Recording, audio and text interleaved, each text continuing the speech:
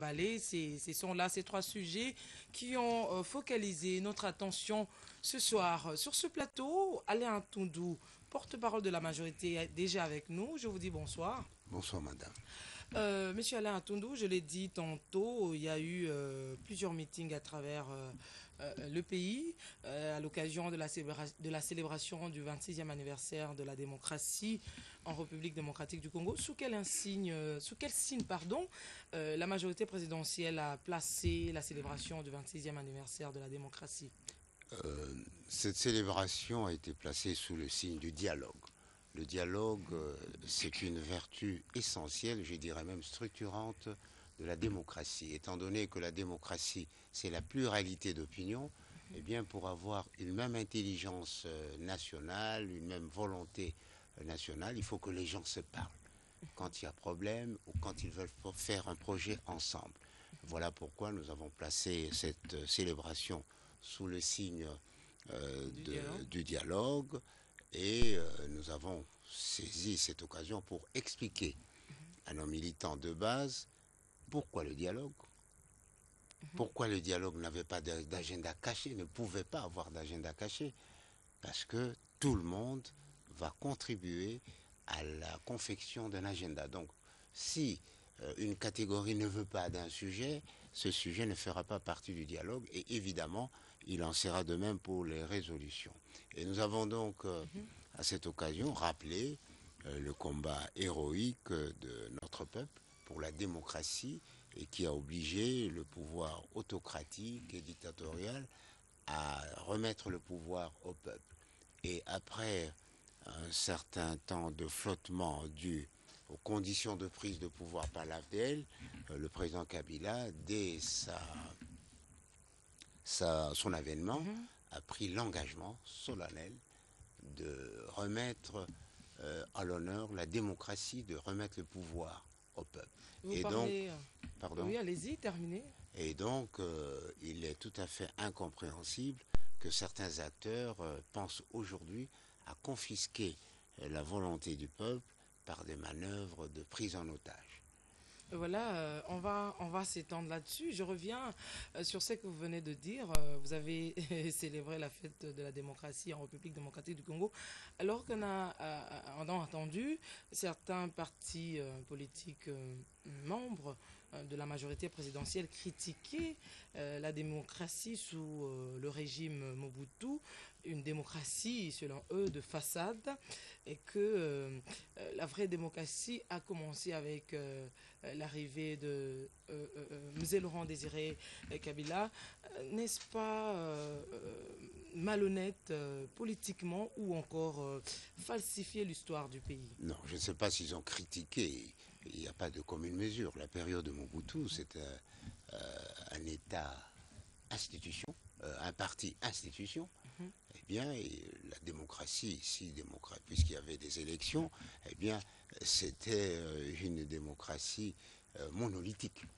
Tandis qu'aujourd'hui, particulièrement à l'issue de l'avènement du président Joseph Kabila, la démocratie est pluraliste et donc si vous voulez vous organiser, soit en individu, soit en groupe, libre est votre choix, au point qu'aujourd'hui nous avons près de 500 partis, donc il n'y a pas de commune mesure.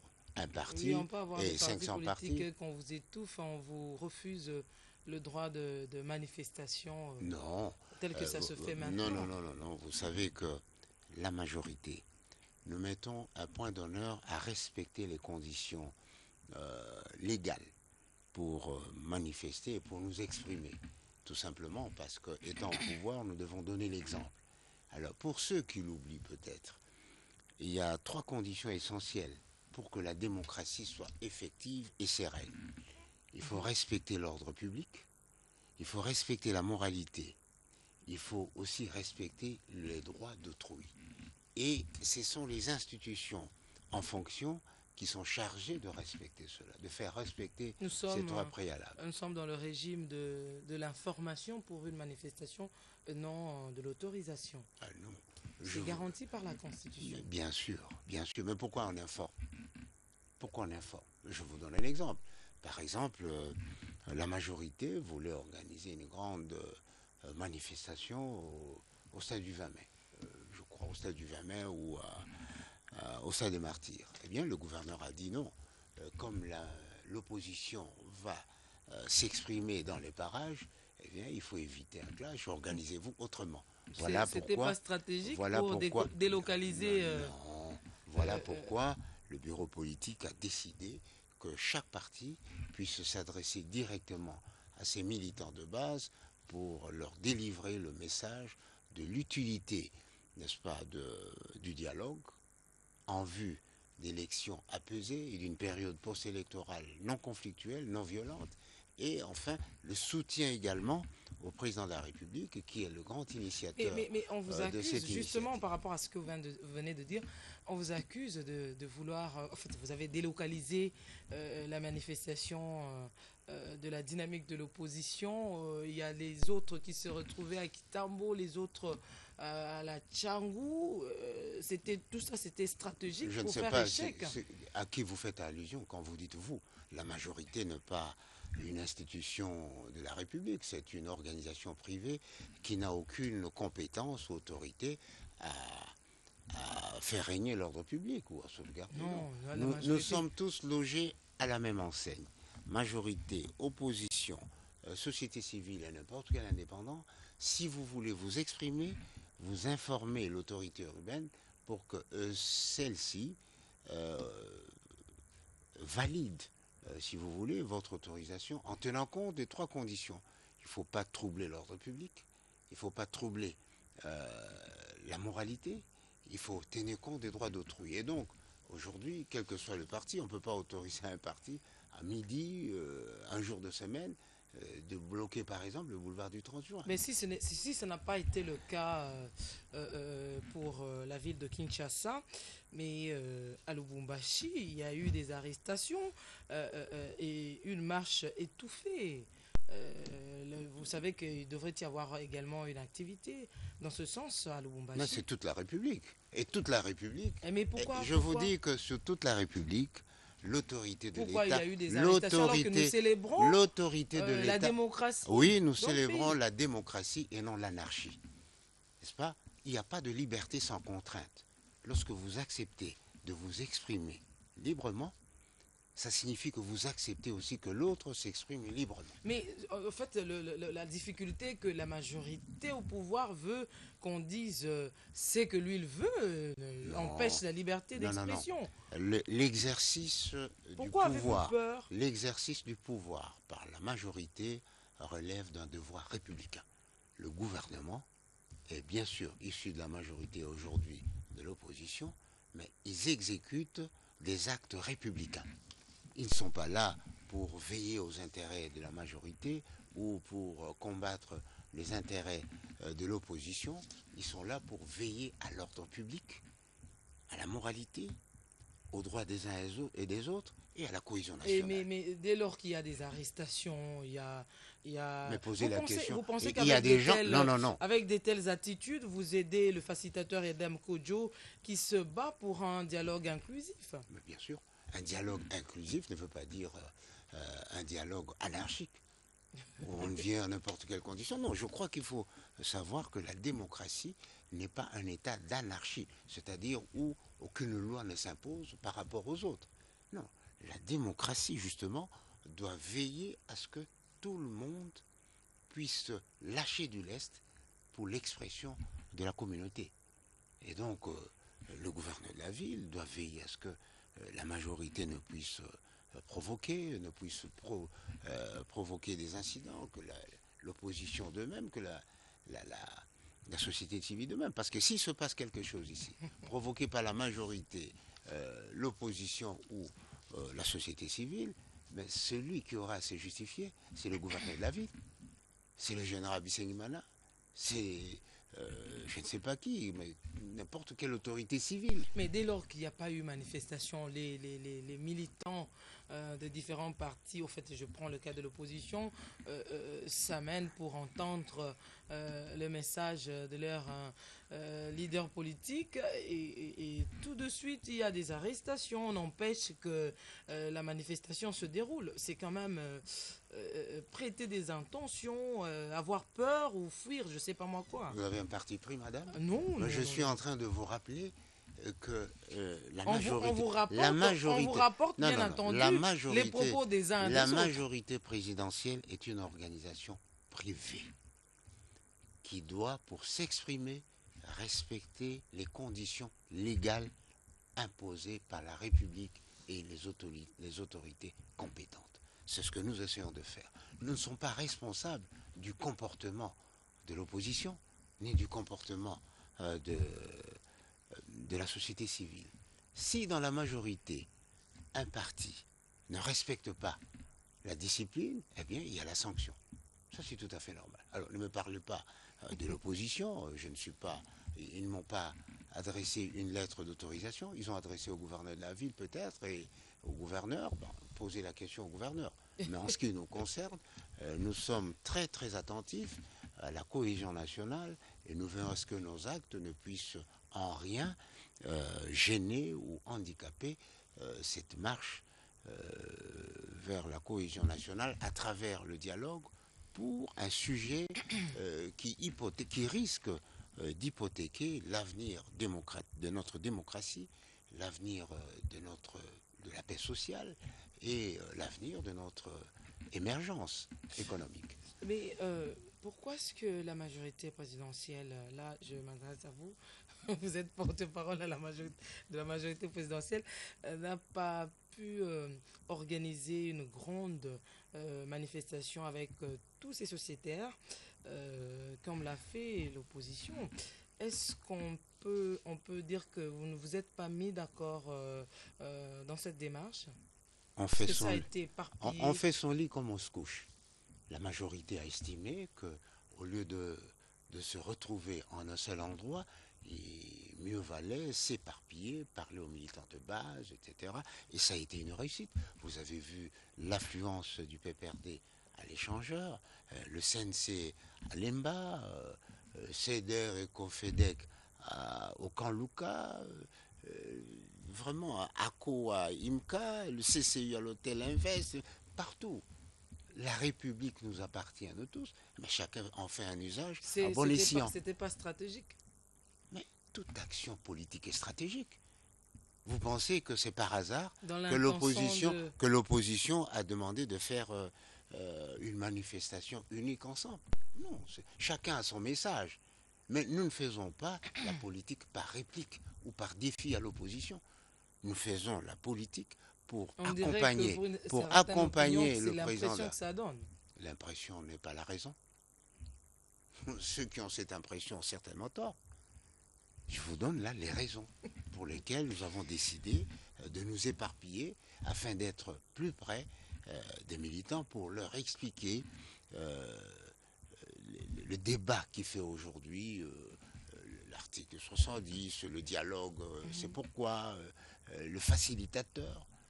Nous leur avons demandé de faciliter la tâche aux facilitateurs en le soutenant et en faisant pression en tant que peuple sur ceux qui ne veulent pas aller au dialogue, parce qu'aujourd'hui, il n'y a pas de raison plausible pour qu'ils aillent au dialogue. Au contraire, c'est une opposition, une certaine opposition malveillante qui trouve des prétextes fallacieux. Voilà pourquoi est-ce qu'on lui a restreint sa liberté. Qui ça? L'opposition qui n'est pas pour le dialogue. Oh mon Dieu, moi je ne suis pas gérant de la ville. Le gouverneur de la ville nous a dit, si vous voulez, ensemble, voilà, vous ne pouvez pas aller là, là, là.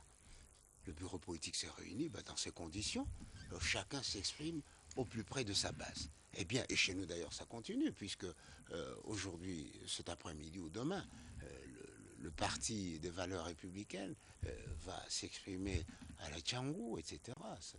Mais une certaine opinion estime que la majorité présidentielle, tout comme l'opposition, personne n'a pu mobiliser les membres par rapport à la taille de l'événement et la capacité mobilisatrice de ces plateformes politiques, n'est-ce pas un fiasco de part et d'autre? D'abord, c'est une fausse impression, parce que je peux vous dire, le PPRD, à l'échangeur de Limité, a fait du boucan. Et il n'a pas fait N'est-ce du pas? plein.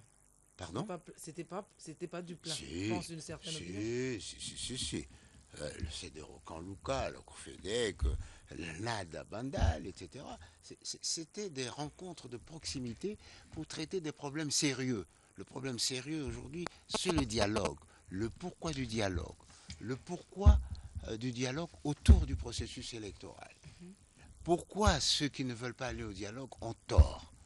Voilà ce que nous avons dit. Pourquoi nous devons soutenir cette initiative du chef de l'État?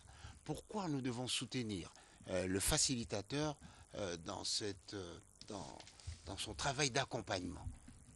Voilà ce que nous avons fait sur le terrain. Donc, on n'a pas passé un message par rapport à l'opposition, on n'a pas fait un rassemblement par rapport à l'impression de l'immensité de nos militants. Nous avons voulu être plus près, si possible en nombre assez limité, pour que le message passe, pour qu'il y ait aussi des dialogues. Par exemple, au camp Luca, la CEDER a eu à répondre à quelques questions sur le dialogue, à quoi ça sert, etc. Et il en a été ainsi partout. Et donc voilà, l'objectif recherché, ce n'était pas une foule immense. L'objectif recherché, c'était la proximité avec les citoyens. Et cet objectif a été atteint. Voilà, on va vous prendre le temps pour nous de nous remettre du côté de la régie pour une petite pause. Nous allons reprendre pour entrer dans les vifs, pour parler du comité préparatoire du dialogue inclusif tant attendu et qui tarde à venir. On se retrouve juste après.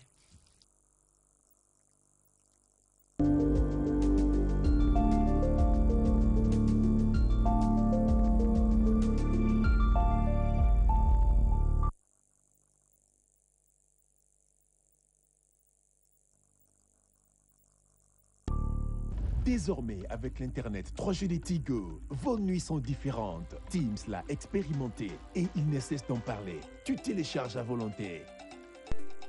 Avec tes potes, on fait des recherches, des découvertes, sans contrainte. C'est simple, avec 100 unités, obtenez 2 GB en faisant étoile, 20, étoile, 372 dièse, des 0h à 7h et vivez la dernière série du moment en streaming. Constatez qu'avec l'Internet de Tigo, tout devient possible. Tigo, vivez, aimez.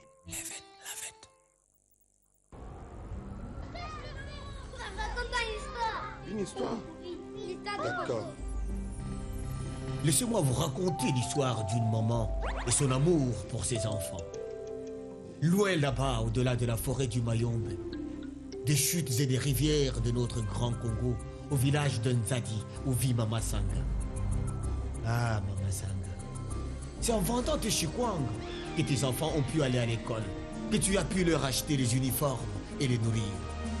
Après ma vie, Pima, depuis que ces enfants sont en vie, maman n'aurait plus entendu leur voix. Allô?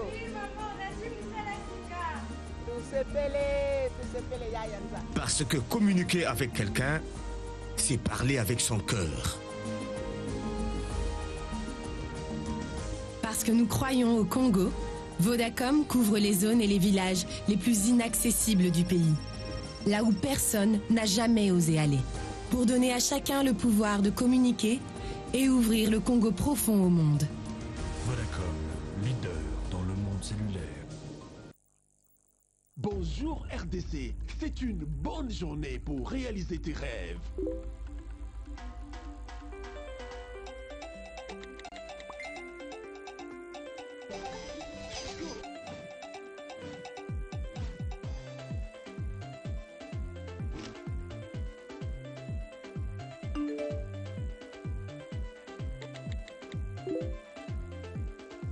Tournez à droite, après 100 mètres, prenez à gauche.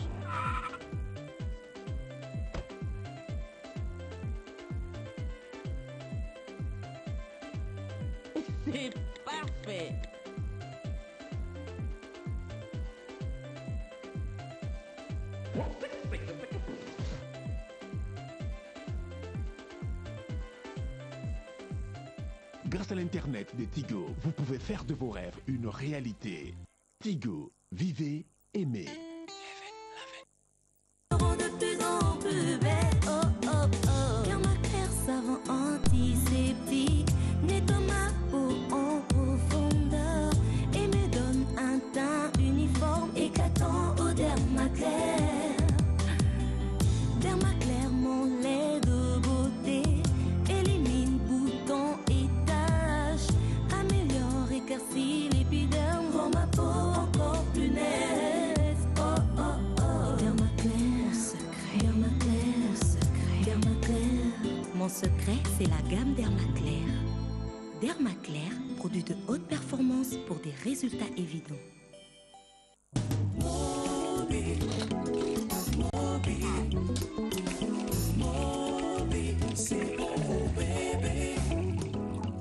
Les enfants, c'est l'heure du bain.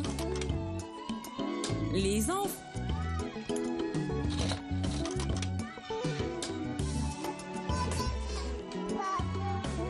Les laboratoires Biopharma ont créé une ligne complète de produits quotidiens pour la toilette, le bain et le soin du bébé. Les soins Mobi Bébé nourrissent et protègent la peau de votre bébé. Ils sont enrichis en huiles essentielles d'amandes douces et de calendula. C'est tout beau, tout propre et tout doux avec Mobi Bébé.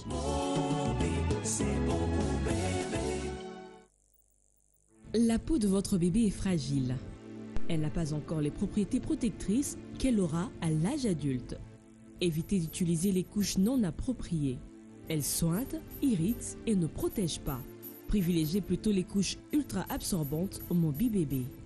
Elles ne sointent pas, possèdent deux velours en double face pouvant s'attacher et se détacher facilement, 3 rangées de pression pour une meilleure adaptation à la morphologie du bébé, une taille élastique et douce, offrant une barrière efficace contre les fuites. Pour le bien-être de votre bébé, utilisez la couche ultra absorbante et les lingettes Mobi Bébé, j'adore. testées et approuvées par les mamans. Distribué par Novatlas.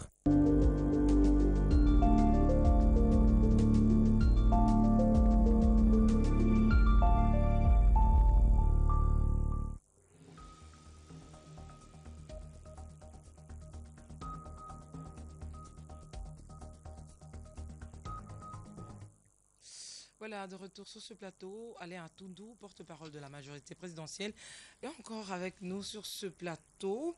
Bien avant de parler du comité préparatoire du dialogue tant attendu que tout le monde attend, je m'en vais vous poser une question, Monsieur Atoundou, qui vient de nous parvenir.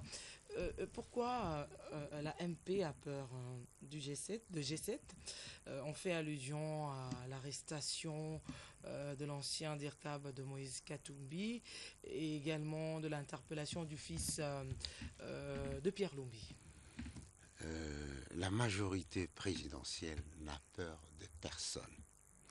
La majorité présidentielle est une organisation privée qui n'est pas responsable de l'ordre public, ni de la moralité, ni du respect des droits d'autrui à titre d'autorité de compétence. Et donc, si la majorité se fait un honneur de respecter la légalité constitutionnelle actuelle, ce n'est pas parce qu'on est de l'opposition qu'il faut agir différemment. Là, la majorité et l'opposition doivent agir de la même façon, c'est-à-dire accepter l'autorité de la loi. C'est ainsi que marche la démocratie.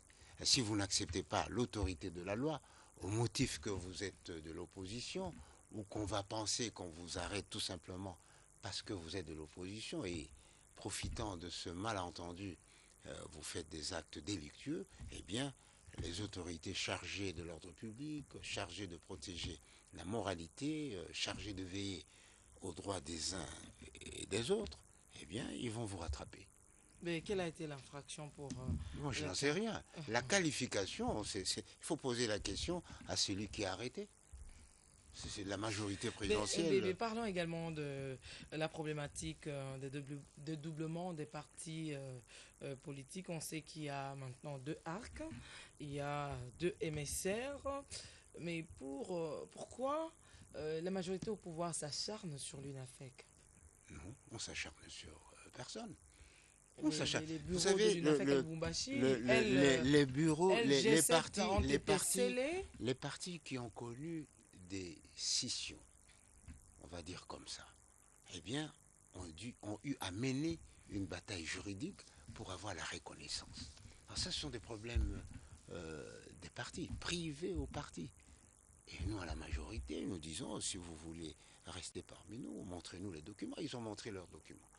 Alors, si les autres ne sont pas capables de se défendre juridiquement et de se réfugier derrière des rodomontades et des postures de victimes, bah, c'est leur stratégie.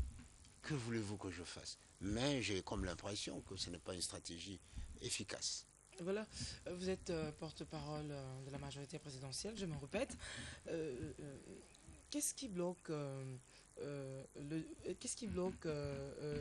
pour la mise en place du comité préparatoire du dialogue?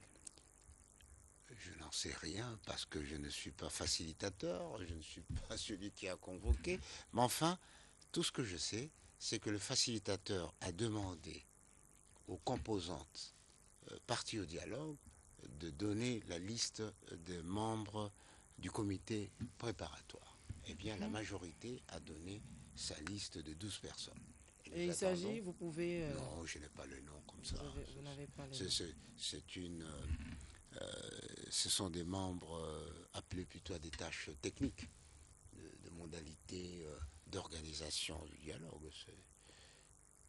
L'opposition a averti la Cour constitutionnelle contre toute interpellation de l'article 70 qui consacrerait un référendum déguisé de la Constitution. Votre point de vue? Vraiment, ça, c'est Grosjean qui en remontre à son curé. L'opposition, quelle qu'elle soit, et d'ailleurs la majorité, n'a aucune autorité quant à l'interprétation d'une disposition constitutionnelle ou légale de façon générale. La Constitution a prévu qu'en cas de doute ou de contestation de constitutionnalité d'un acte, eh bien, il faut s'adresser à la Cour constitutionnelle et c'est l'avis de la Cour constitutionnelle qui fait autorité revêtue de la force de la loi. Eh bien, la majorité ne peut pas empêcher à la Cour d'exercer ses fonctions. L'opposition non plus. C'est un peu trop prétentieux, ça. Mais je ne comprends pas jusque-là la démarche d'une frange de la majorité présidentielle ou encore des autres acteurs politiques du pays. Alors que cet article est aussi bien compréhensible, mais pourquoi... Mais compréhensible pour qui? Parce qu'il faut faire la différence entre la limpidité juridique, les textes qui normalement doivent être compris comme c'est écrit, et la confusion sociopolitique entretenue par des acteurs de mauvaise foi, qui pour un A, ils disent B, et ils veulent que tout le monde considère A comme B. Mais ça, c'est un autre contrat social. Mais dans cet article, j'essaie de comprendre l'esprit de l'article qui a d'abord dit que parler du prestation de serment du chef du président de la République et ensuite dit que le président de la République cède le bâton de commandement à son prédécesseur. Non, à son successeur, à l'installation voilà, effective de son successeur. Voilà. Mais c'est aussi simple. Là, on sous-entend que les présidentielles vont se dérouler déjà ou seront convoquées au mois de septembre. Madame, les institutions de la République sont là pour permettre un fonctionnement harmonieux des institutions et de la société. Puisque cet article ou cette disposition constitutionnelle pose problème, eh bien, il faut se référer à la Cour constitutionnelle. ce qui a été fait par des députés, aussi bien de la majorité que de l'opposition. Mais ce n'est Maintenant, il nous faut attendre quel est l'avis de la Cour qui doit faire autorité. Parce que le comportement des autorités administratives tiendra compte de l'avis de la Cour constitutionnelle. Mais ce n'est pas le fameux glissement que vous recherchez dans cette démarche. Qu'est-ce que c'est qu'un glissement? Moi, je ne sais pas. Ben, Ce sont des termes de football, ce sont des termes d'accident de route, la prolongation etc. du mandat du chef de l'État, la transition. On ne prolonge pas le mandat du chef de l'État. Vous voulez quoi, la transition? Le mandat du chef de l'État prend fin à l'installation effective du nouveau président élu. Prolonger le mandat du chef de l'État signifie qu'à l'installation effective du nouveau président élu, le président lui demande un petit bail. Ce qui est constitutionnellement inconcevable. Mais quelle est selon vous la finalité du dialogue? La finalité du dialogue, c'est de débattre la problématique du processus électoral afin de dégager un processus consensuel pour éviter des malentendus dramatiques et tragiques à la fin de vote. Guerre, rébellion, destruction, viol, vol, mais tuerie. il y aura guerre comment quand tout le monde s'en tient aux textes qui sont clairs et quand on privilégie, par exemple, parce qu'on évoque un problème de moyens ou un problème technique pour organiser les élections dans le délai constitutionnel, on peut privilégier les présidentielles et les législatives qui posent problème apparemment. Je vais vous répondre.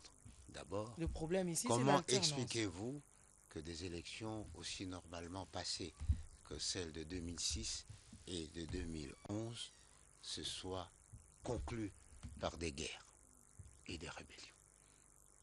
Donc, ça signifie que la crainte exprimée par le garant de la nation n'est pas fictive ou factice, parce qu'il y a des antécédents. Ben voilà, l'autre aspect que vous aviez soulevé, à savoir, rappelez-moi s'il vous plaît. J'ai dit que plutôt la finalité du dialogue. Non, je vous ai dit la finalité du dialogue, c'est d'éviter cela, d'éviter la guerre, d'éviter, enfin, en 1000 mots comme en un seul, c'est d'éviter que l'élection ne soit une occasion de violence, une fracture de la paix, un frein au développement économique, une scission de la cohésion nationale.